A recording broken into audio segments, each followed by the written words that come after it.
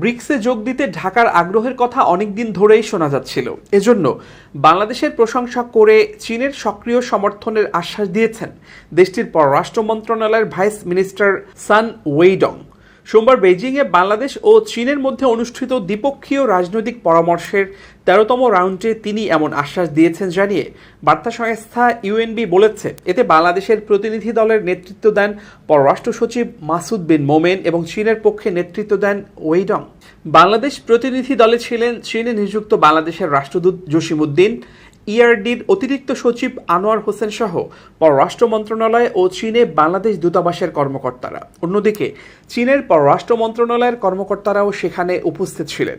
UNB জানায়, চীনা vice minister ওয়েইডং বাংলাদেশের প্রতিনিধি দলকে স্বাগত জানান। তিনি সাম্প্রতিক ঘূর্ণিঝড় রিমালের ক্ষয়ক্ষতির জন্য গভীর সমবেদনা প্রকাশ করেন।